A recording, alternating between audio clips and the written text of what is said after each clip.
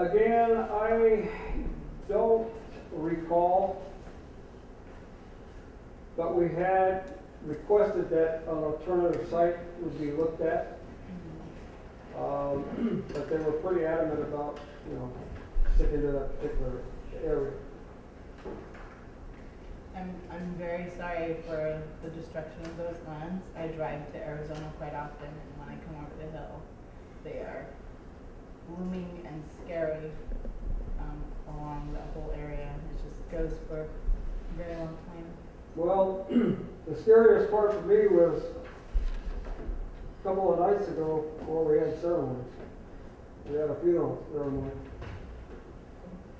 Of course, when I'm approaching the area from the Winterhaven area, and you come up to the area where it's Ocotillo,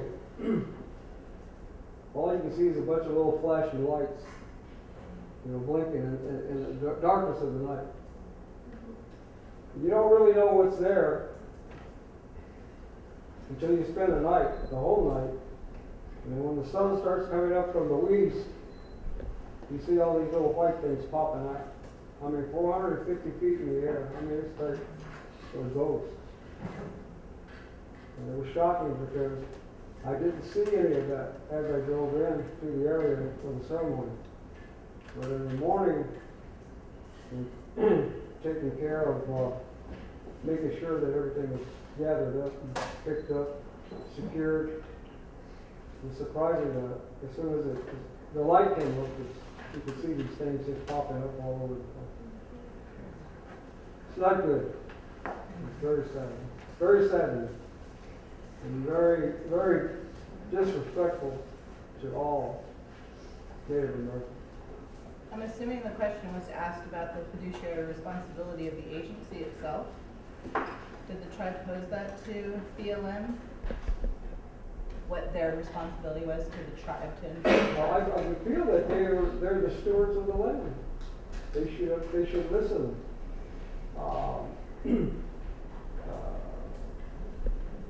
Salazar, he should have listened to the tribe's cry.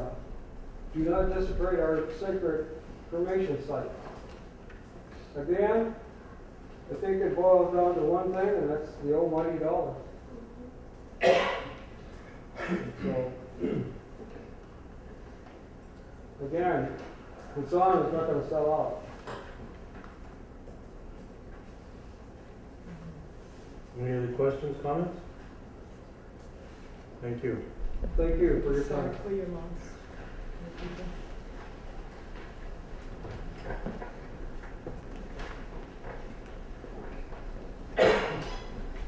We have Jesse Guy from Senator Reed's office.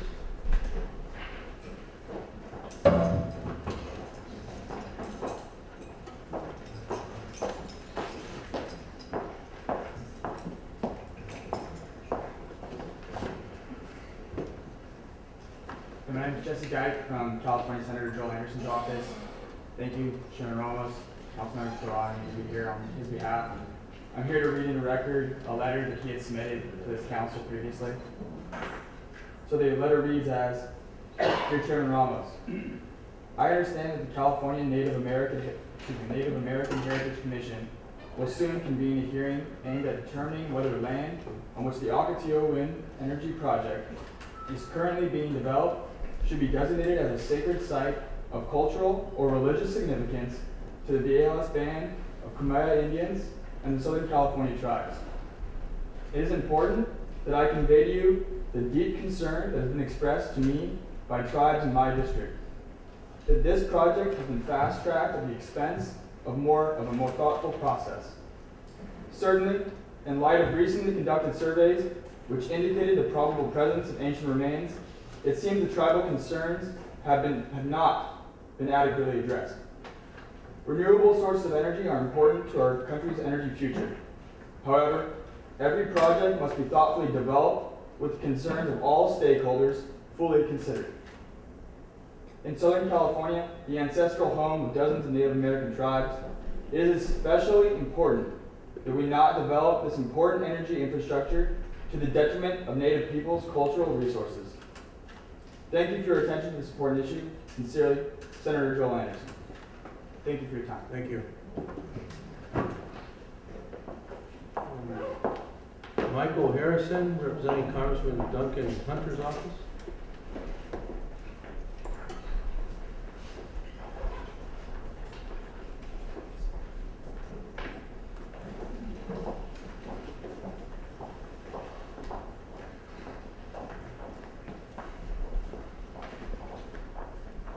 Mr. Chairman, members of the commission, my name is Mike Harrison. I work and represent Congressman Duncan Hunter, who had provided a letter to the commission dated February 5th, 2013 that I'd like to read into the record, and I can answer any questions if you may have them.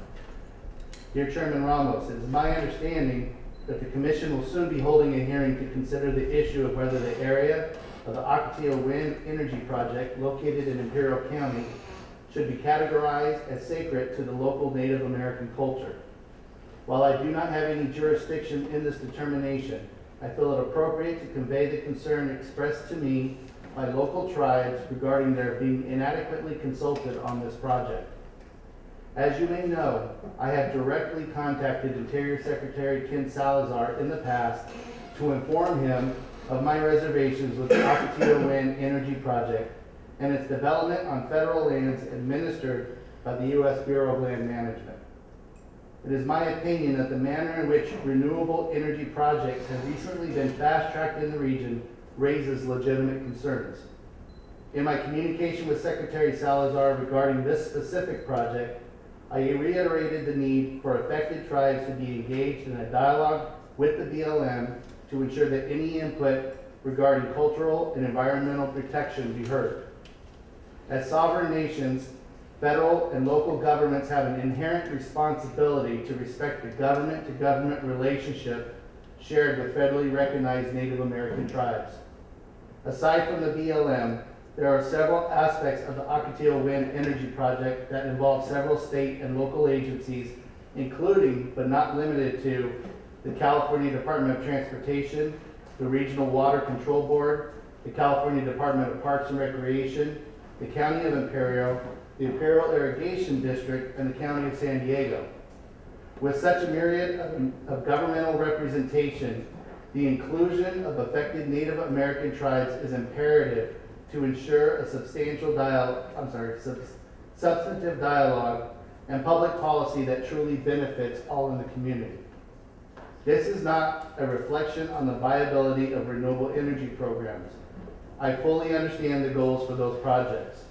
At the same time, governmental action should always be taken in a manner that is complementary to the best interests of its constituents, and communication is an important part of this process. As the BLM is a federal agency, you can be assured that I will continue to reinforce the responsibility of the Bureau and other departments to interact with Native American tribes appropriately. I applaud the Commission for providing an outlet to address the concerns of Native Americans, and I encourage it to continue working to ensure that proper communication exists between governmental agencies and Native American tribes. Thank you for the opportunity to address this important matter. Thank you. Questions? Do you think he would be in support of dismantling? I'll just convey this. I can take that question to him. We have communicated our concerns to the BLM on several occasions. We in fact co-signed a letter with two other members of Congress, one of which is Bob Filner, I believe the other one is Brian Bilbray, addressing concerns to this in the outset. And we have continual meetings with the BLM on a number of issues, and we've addressed concerns to the field manager at the BLM on that as well. And Congressman Hunter has actually more Indian tribes in his district than any other member of Congress. And at a recent meeting, in reaching out to some of our newer tribes in our new district, this was the first issue that was brought up to us. There was a big coalition of folks talking about it. And Congressman Hunter definitely sees the concerns and understands that the communication barriers that seem to obviously are existent shouldn't continue. So I would be happy to take any question to him that you would like, but I can't answer, but I have to talk to him first. I like my job. Michael, can you clarify the involvement with the state agencies in this project that you alluded to? I'm sorry? That you alluded to the California Department of Transportation, Regional Water Control Board, California Department of Parks and Recreation. What was their involvement in this project? It's our understanding, and I don't have a broad education on this, working on the federal level, it's our understanding that those are all the different state departments that were involved or had some type of interaction in this process. If that's incorrect, then that's the information that was provided to us. Okay. Hopefully it's accurate. Good. Is that it? Thank you. I'll provide a copy of the Congressman's letter in case you do not have it. I don't think I have copies for everybody, so I'll leave my card if you need it, or any other correspondence. I'll be available.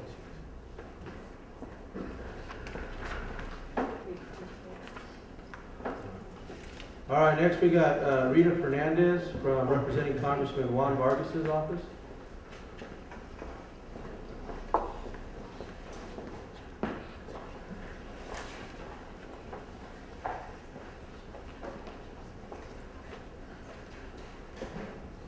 Hello, my name is Rita, and I am a community liaison for Congressman Juan Vargas's office. I'm going to read a letter that was originally submitted to the Commission in February, and the Congressman regrets he could not be here himself. His message is the following. Dear Honorable Chairman, Commission, and staff, I am writing in support of the Viejas Band of Kumeyaay Indians and other Native American tribes within my congressional district. I am very aware of the development of the Ocotillo Wind Energy Project, or OWEP, as it spans San Diego and Imperial counties. And I continue to be a strong supporter of renewable energy projects for their many positive impacts, such as skilled job creation and reduction of our carbon footprint. However, it is very important that these projects are not carried out at the expense of the history and culture of the Kumeyaay, Quechan, and Kokopah people. Unfortunately, over the past few years, I've heard many objections to the Ocotillo Wind Project from the Native American tribes in both counties because of its negative impact on the history and culture of the local tribes. Throughout my elected career, I have found that most tribes share my enthusiasm for renewable energy projects and initiatives. For example, Viejas Chairman Anthony Pico's letter to President Barack Obama in February of 2012 stated the following. Please understand that Viejas does not oppose renewable energy. We generally support the development of responsible renewable energy projects, so long as they comply with the letter and spirit of applicable laws and policies, so long as they do not threaten wholesale destruction of culturally and religiously significant tribal cultural resources. Simply, the safeguarding of these resources is vital for the preservation of the historical and cultural heritage of tribes. The Kumeyaay, Quechan, and I apologize if I mispronounce that, and Kokopah people firmly believe that the landscapes, song cycles, and other sacred texts weave huge geographies together to form an interconnected whole, which is critical to their cultural continuity. Their knowledge of who they are and where they come from is passed along in songs, stories, and ceremonies that originate from this area. I strongly support additional building on lands that have already been designated as appropriate for renewable energy projects by the U.S. Environmental Protection Agency. By focusing on these lands, the nation and the state of California can still achieve their renewable energy commitments without sacrificing tribal cultural resources and unspoiled land. I thank the Commission for allowing me the opportunity to submit this written testimony in support of the Kumeyaay bands and allowing Rita Fernandez of my staff to read my testimony into the record. Thank you. Any questions, comments? I have one. Just on the previous speaker alluded to some state agencies being involved in this process. Can we direct the Executive Secretary and the Attorney General's representative to look into that to see if there's some validity to that and then report it back to the Commission? I also have a copy of the letter if you'd like it. Yes. For the record, it has been submitted. Thank you very much. Thank you. All right. All right, so now we've heard on both sides of the issue and trying to come to some understanding, but this is an area that's really coming out, even with the DRECP renewable energy plans and different things that are happening. So this is just the beginning of interaction with the renewable energy, but hopefully they're hearing the mitigation and consulting with tribes and those that are affected is probably the best way to do that and to build some type of mutual respect to that moving forward on both sides to deal with this issue. First speaker, Eddie Harmon.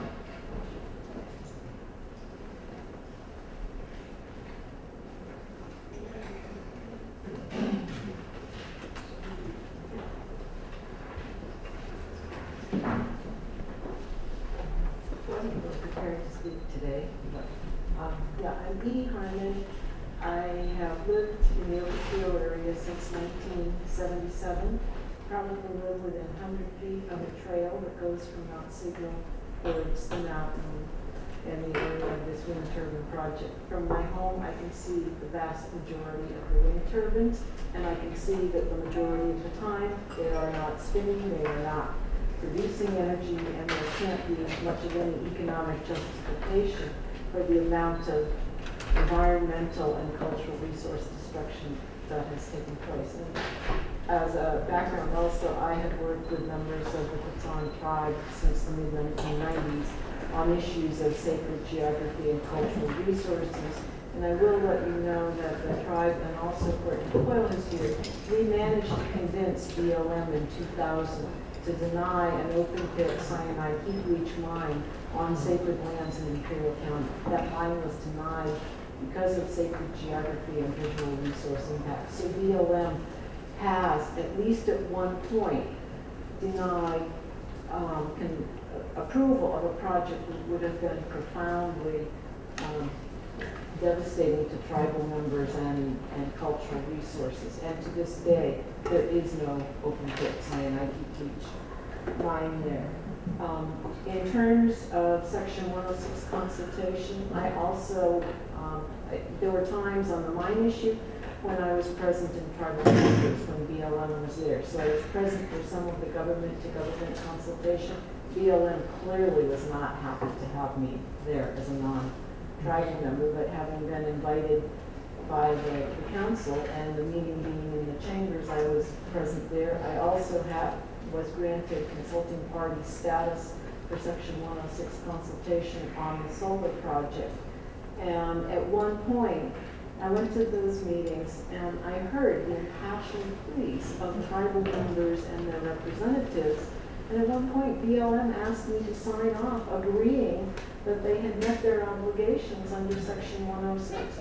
And I was appalled that I, as a non-tribal member, would be asked to say, yes, you've met obligations, because the tribal members and their representatives were clearly upset and clearly had major concerns. So there's a difference in how government-to-government consultation is viewed if you're a government entity and if you're a tribal member or involved with cultural resource issues.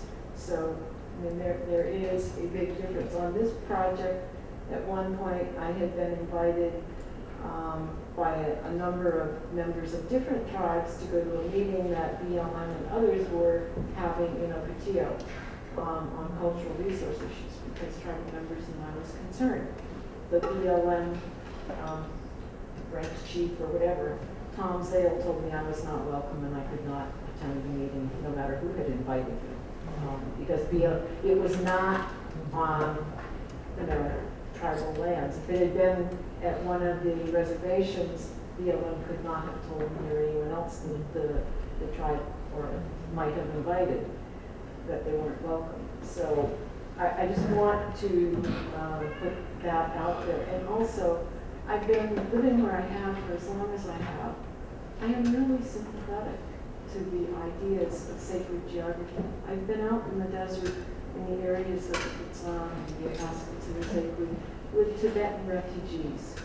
And it's hard to imagine a Tibetan refugee being in some of these areas and being so touched by the area and the feeling of sacredness and peace in the areas that there's something universal about some of these geographic places in terms of the sacredness and the meaning, that it's not just Native Americans, but if Tibetan refugees feel more at home and more tied to some of these places than any place they've been in the U.S., there's something pretty universal and important about protecting the visual landscape. And sacred geography is the whole viewshed. You can't just have blinders on and look in one direction and think that if you protect things that's good enough. You can't mitigate a small area. It's the whole viewshed. It's what you see of the mountains and the valley. So yes, you can walk, you can go places, and I can see from my house where the trails go,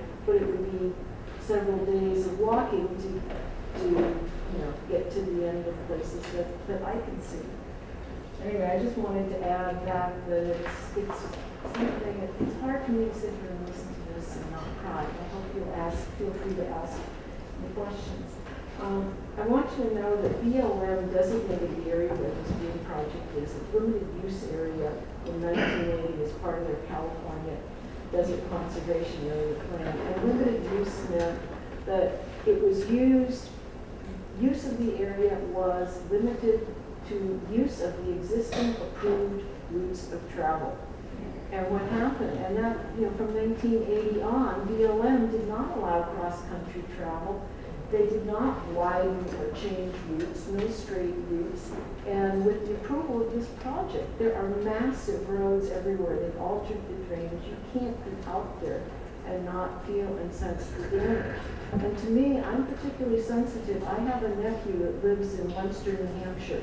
There was a wind turbine project put at the top of the mountains on the road where he is. They did not widen the dirt road, which is 2 lanes wide. Why? Because there's so much damage on public lands that are really sensitive in terms of cultural resources here. There's no reason in the desert, if you didn't widen roads or cut down trees in New Hampshire, why you have to do so much damage here. But you can't stop. I do remember being in court hearing one of the attorneys for Pattern Energy tell the judge the turbines can be removed. And you've heard representatives of the tribes make the same request, and I would make the same request, because at least by removing the turbines, you have wiped out some of the damage to the visual. You haven't changed the impacts on the ground, but at least you eliminate some of the destruction to the visual impacts of sacred geography and looking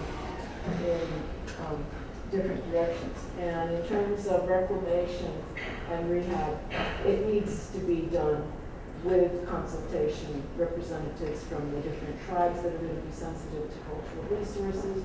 It needs to be done by third party, with input from third party independent biologists and geologists, because the damage has been heartbreaking and pretty massive.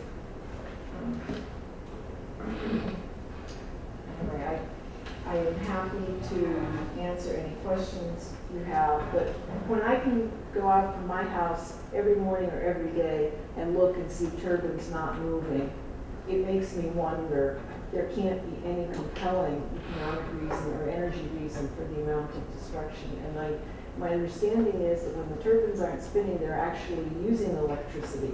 So this, whether they're using more electricity than is being generated, I don't know, but I would say from where I live, it looks like a lot less than 50% of the time if there's any movement at all.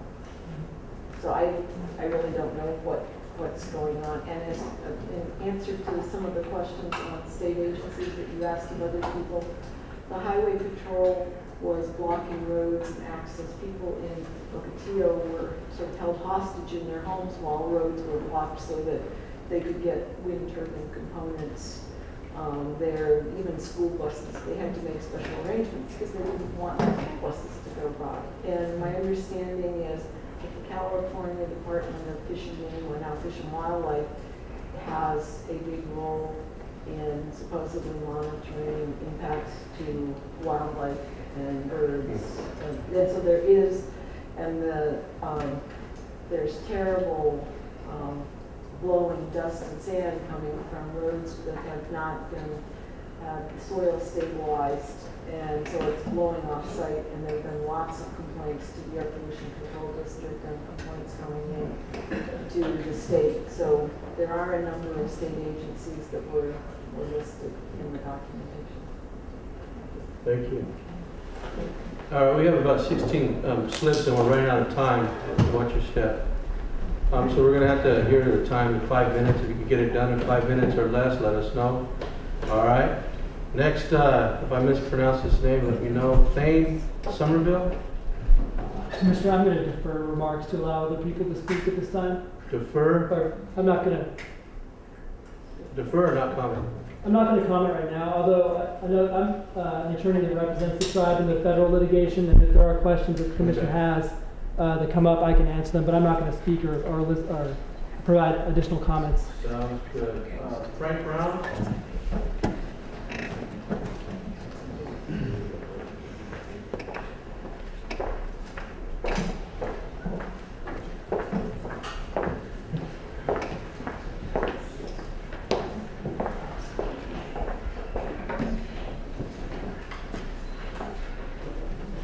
I'd like to make a couple comments. My name is Frank Brown.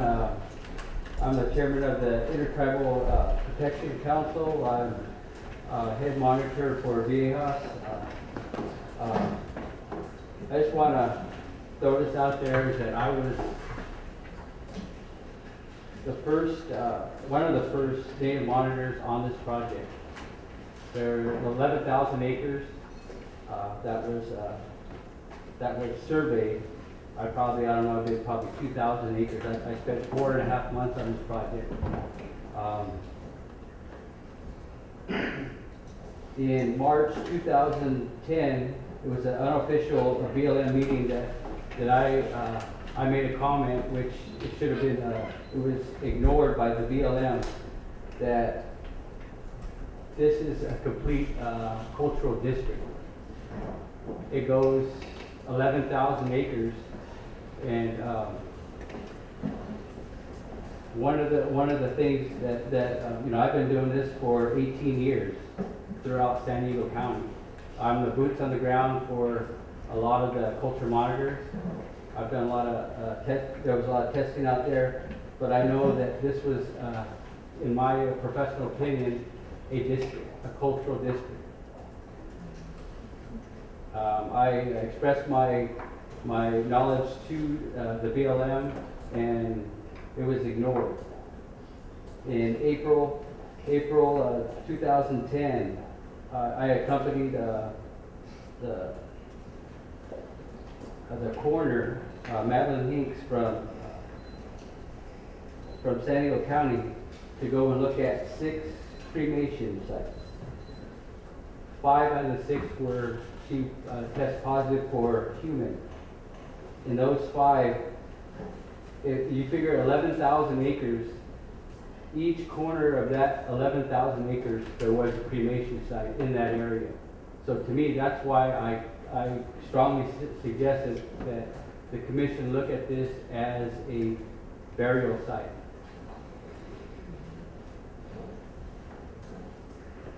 In June, Viejas put out a map stating that Executive Order 13007 on that, and that was ignored. There, you know, again, there's more like agave roasting pits. We found to one of our, actually 2 of our mountains, one mountain to the next, we found over 200 agave roasting pits. The Kumeyaay used to use that for food, used to use that for clothing, basketry, and all that. And we found over 200. And on this particular time, there was over 400 sites recorded. Now the BLM, the archaeological companies that were working on these sites downgraded those to like 200. I believe that was wrong. I personally was part of what was fighting for that you know, I personally went to some of these archaeologists and said, look, this is a sacred site right here. There are several power stations, as you may call it. The Kusiya used to use those, the medicine people, to go in and cure people. And there's several. It's well documented. But you know, that was happening. BLM was. I've taken some of our elders. I've even taken some of the BLM staff out there, and we had ceremony with them and tried to explain a lot of this stuff to them. That fell on deaf ears. That was never recorded on the records. You're not going to see it in the document. But that's what was going on, is that we were trying to show that this was a very sacred site. And, you know, it's a tragedy to see that. I was there a couple of days ago at the geoglyph, and we had a small ceremony over there, but it was not the same, because on one side of the geoglyph are nothing but 450 turbines, or you know, you can see that. And how can a traditional person go and pray there when you got turbines, you got red lights flashing? You can't do that. That will never be replaced. I mean, we can't replace that.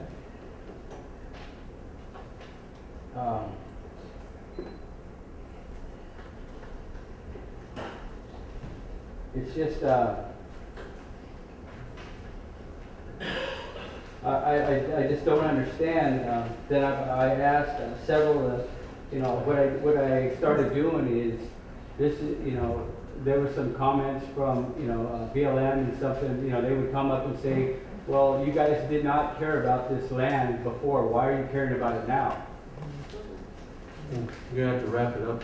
But I'm just saying that, you know, that was their thing. That was, you know, what do you care about?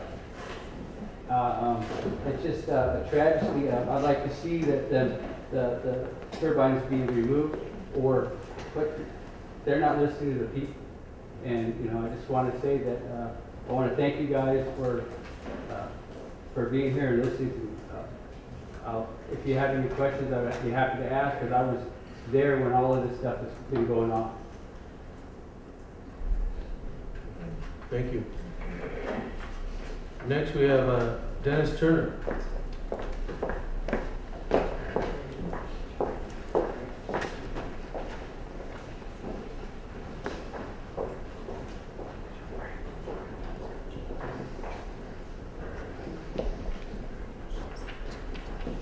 Thank you, Mr. Chairman and Commissioners.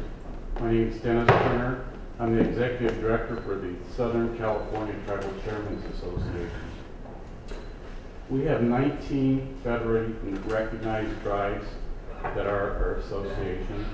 And in February of 2013, our Board of Directors, with a quorum of 17 present, took the stand to support the Viejas tribe in the opposition of this project, the well energy facility project.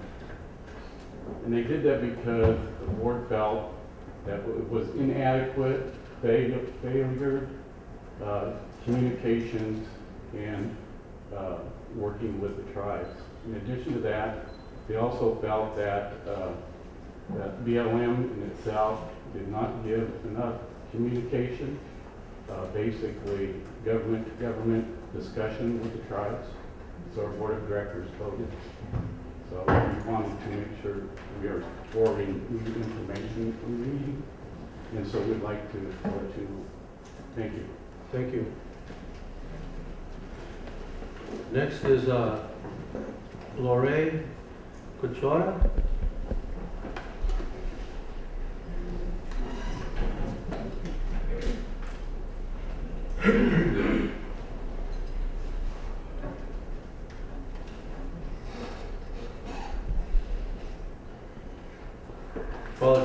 Apologize if I mispronounced that.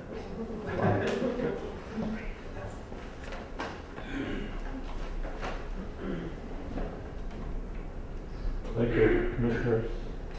Lori Kachora, Sun Culture Committee Consultant. I have a statement here that's kind of unique, different. But Again, thank you for the opportunity to be a presenter. We respect the topic of human cremation in contemporary America. This has been talked about, the most talked about topic, and has caused a great deal of provocation, misunderstanding, and misinterpretation. I come to you this afternoon to speak on this topic, not as a scholar, not as an academic, but a person that has been out there for many years, trying to make my way as a Native American. In our modern world, one of the greatest nations known throughout the world, in the midst of all this, we exist and partake of the American nation and its wars, politics, patriotism, and all of this we share in American grief. I want to thank the spirits who are listening today, what you did for the cause that made it success to make the Native American that I am. Together, the spirits in America continue to give me culture and a citizen in all the privileges and immunities of America as our country advances.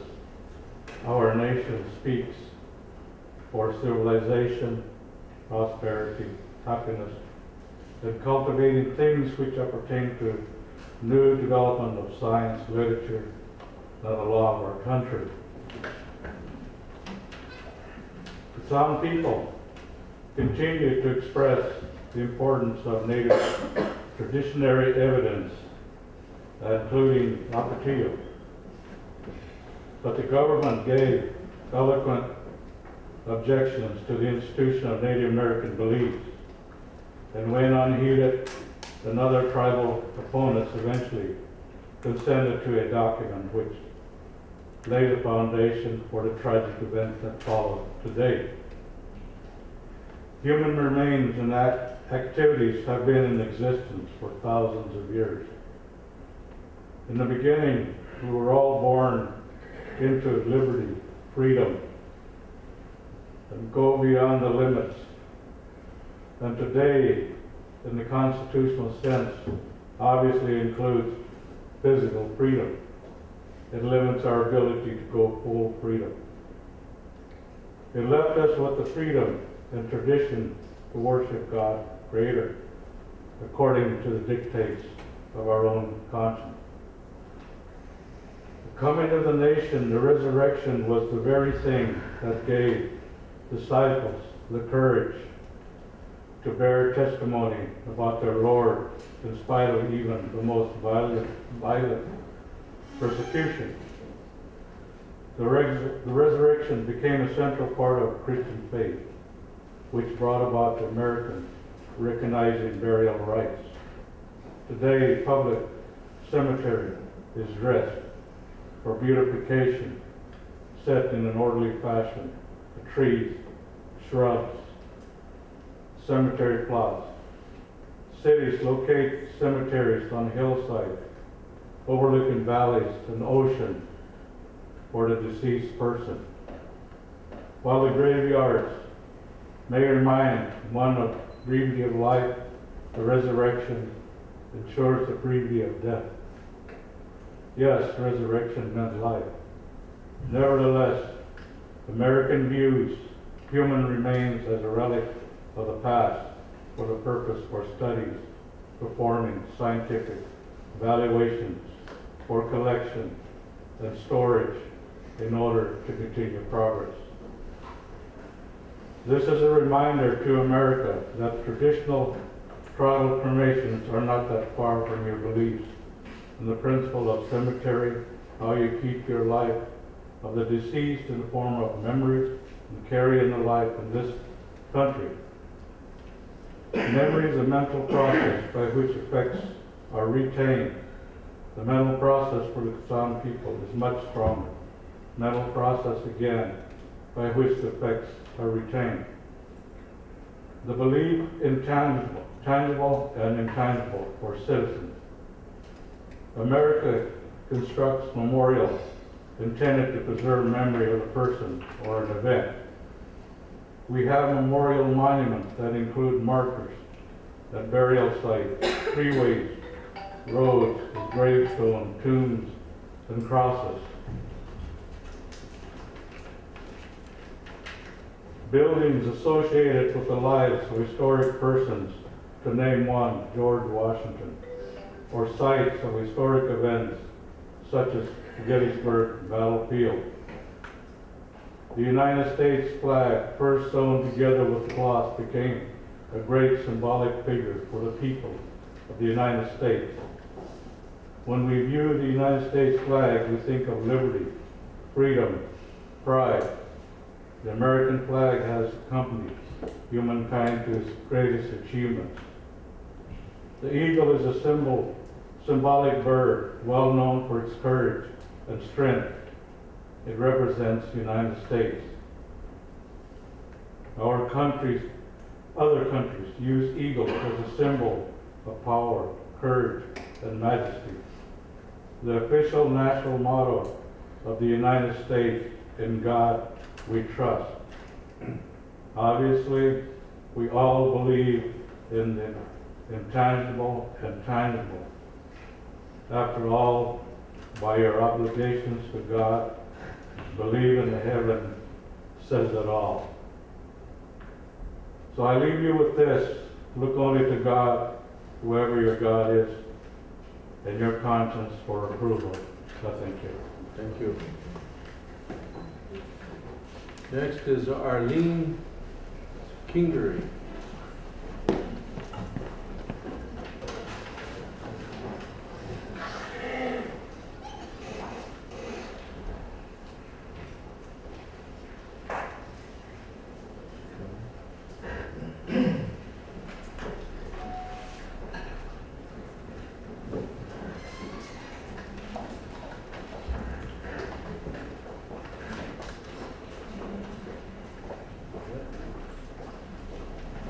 Hello, my name is Arlene Kingery, and I'm the new Historic Preservation Officer for the Quechan Tribe. And I'll try to edit my statement a little because some of the things have already been discussed.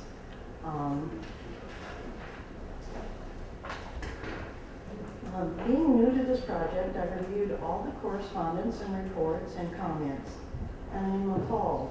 Even though this site was clearly identified as a sacred site and referred to as the Valley of Death, little was done to protect it. If you equate this site to the Valley of the Shadow of Death, which we're doing a lot of biblical comparisons, no way would David have felt the Lord being with him among the 450-foot turbines. He might have tried to knock them down with a sling, but I don't know how successful he would have been. When I reviewed the correspondence,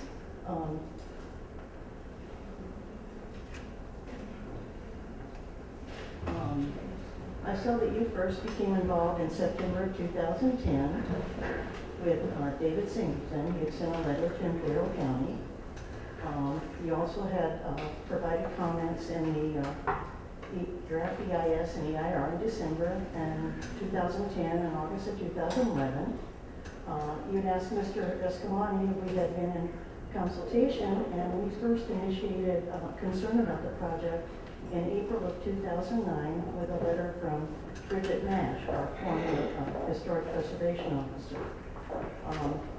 I have a manual that's almost like 4 inches thick of correspondence and letters that we sent back and forth to BLM, to Imperial County, trying to stop this project. When I read your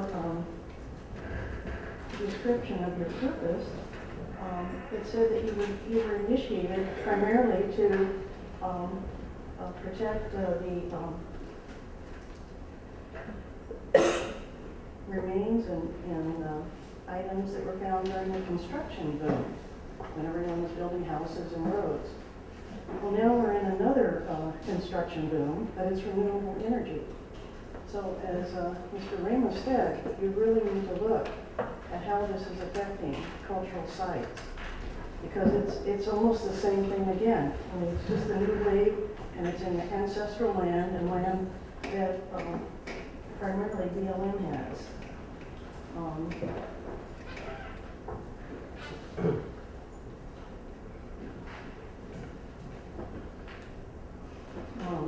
Based on the testimony that was given here today and documentation provided by the Quechan tribe, we would like the area to be designated as a sanctified cemetery, and we'd also like legal action or something taken to remove the turbines. You had asked Mr. Escalani a little bit also about the BLM consultation process, and pretty much BLM has already developed all the plans and plans for renewable energy. They have plans for all of Southern California. They have all the areas marked that they're already set aside for renewable energy. These plans were done years ago. So it's really hard for us to go back and try to change things when these plans are already approved.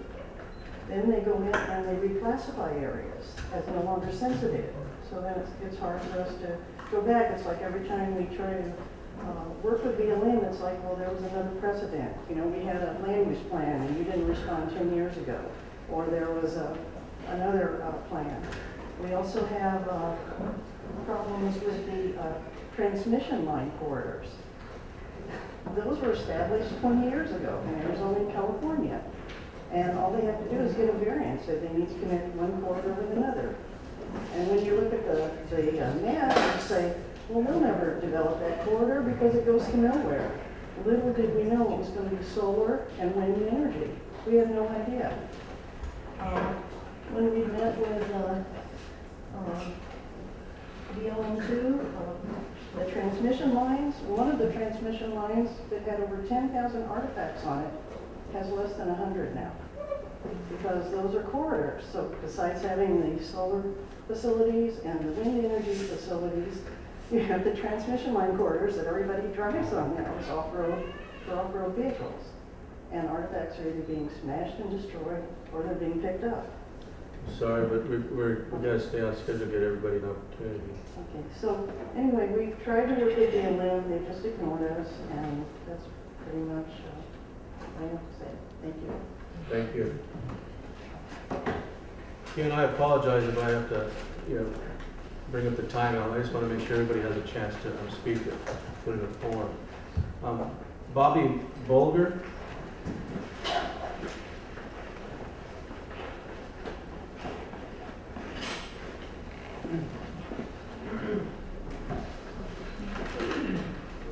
Thank you very much for having me today. My name is Bobby Bolger. I'm the field director of PR Environmental. So I'm basically the person out on the ground directing cultural resource materials and our crews and whatnot. Our crews are made up of Native American monitors as well as archaeologists. We have had excellent tribal representation out there. It's been a privilege of mine to work with both of those groups and to see those processes work. We've heard a lot about cremations. I just want to kind of walk you guys real quick through what has happened on the process when we found a cremation. So, on the current project location site, the current site as it stands now has 5 full cremations. There's also 3 isolated bone artifacts, 2 of which are likely human and 1 is determined to be human. So 3 possible isolated bones that could also be considered human. When we found the single cremation that was found during construction on this project, we immediately followed all the guidelines set forth by the MOA, by the BLM, by the Imperial County Coroner's Office. The work was recorded, reported.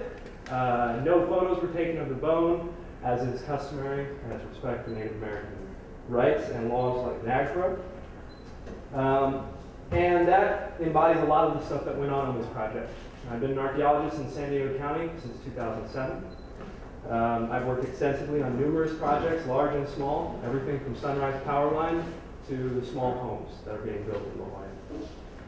I've never worked on a project with such strict regulation, such strict rules when it comes to cultural resources, such strict avoidance, and such support from our developer as to the leeway of what we can move to get around cultural resources. I was given full reign to remove Parts of the project, if I felt they had cultural resources on them, and to push them to different areas. We had alternative turbine sites staked out all ready to go, so that if I told them that they absolutely could not build a turbine, and we couldn't find another place for that turbine, we had another alternate site waiting nearby, and we used those sites as well. The impacts of this site, I'm happy to say, were quite minimal. I'm well aware of the fact that the resources on the ground are not the total story, and that there's a cultural element and a spiritual element to it, and I can't speak to that. But what I can speak to is the actual presence of artifacts on the ground, and the impact on those artifacts. We had what were called UNDs, the only sites, very, very small, usually a lithic scatter, about 1 meter wide, that could not be avoided. We would excavate them to the top level of criteria for BLM excavations. When we pulled all that stuff out, the impact, the total impact to cultural resources was very, very, very small. To give a comparison, Sunrise Power Line has about 5 towers that go through the main part of our site. One of those tower footprints has more impact to the site of Sugarloaf Mountain than the entire site impact for Ocotillo Expressway. Additionally, we went above and beyond the MOA. Isolates, which were non-diagnostic isolates, which were originally deemed to be left on the ground during construction, were requested by the native tribes to be picked up, and without a legal obligation to do so, pattern acquiesced, which meant a doubling, probably, of the workload to my people when it comes to curation, artifact recordation, and picking things up. Without any legal obligation to do so, they authorized us to do that, and in doing so, we removed numerous isolates, artifacts that in almost any other project, and even by the laws of this project, would have simply been run over by a bulldozer. I'm really proud to be a part of this project, to be a part of the success of being able to do this massive project with such little impact. And as another comparison, other than Sunrise, we had 2 separate instances of Border Patrol vehicles being spotted going off-road in pursuit of subjects on our project site. A single one of those instances, Border Patrol going off-road through one of our site corridors, was responsible for something somewhere on the record of 3.5 times the total impact of Ocotillo Express to cultural resource sites. So that means a single Border Patrol agent driving his vehicle off-road was able to cause much more impact than this project. So, Yeah. Thank you. Any That other was questions? determined by. So we go out and then we GPS those locations. We measure what's been damaged. Then we can take an actual acreage of the damage and compare it to the acreage of UNDs that were excavated on site. I just hope you don't think that anybody's going like that about some disturbance that happens to be because it's a law enforcement type of action. I mean, Oh, of course not. it was unavoidable, obviously. There was a law enforcement type of action. So that's not to say that there wasn't concern and isn't continued to be concerned, not only with Homeland Security, but the fact that these illegal entrances are causing issues with a lot of tribal lands along the borders. So appreciate your kind of giving us a comparison there. But Do you have the documentation available? I work with the Native American Environmental Protection Coalition, and we have an upcoming conference call between the tribes and the U.S. Border Patrol regarding issues of land disturbances, and so I really would like to be able to report that as a... Give me my contact information for that on to you and get your bill. And that's specifically what you're talking about is exactly the kind of things that we'll be talking about. We had 2 such instances in a single week. So, yeah. Cool. The other question I had was, you mentioned you did GPS. Somebody else earlier had mentioned that they were concerned that the Native American monitors were not giving GPS handheld Well, the devices. Native American monitors work in conjunction with the archaeologists. We don't have a crew that doesn't have either one of those groups on it. They're equipped with sub-meter Trimble GPS systems that are able to be incredibly accurate, not only for individual isolated artifacts, but entire site boundaries and linear features like the road lines we've been talking about with the Border Patrol. Were those used to create maps of any sort? Indeed. Any other questions? Comments? In regard to your archaeologists, are they certified? I know there's not really a certification. That's one of the issues that we're having issue with, and is what is an archaeologist and what standard is applied to certify that they are able to do such. Yeah, and those archaeologists are usually performing under the guise of myself and Dr. Bach from Tierra. Yeah, their certifications include everywhere from, we have a Princeton graduate who, with a master's degree, who studied nothing but human bone identification. She is our bone expert, to people with masters in ceramic identification, lithic analysis, and that type of thing.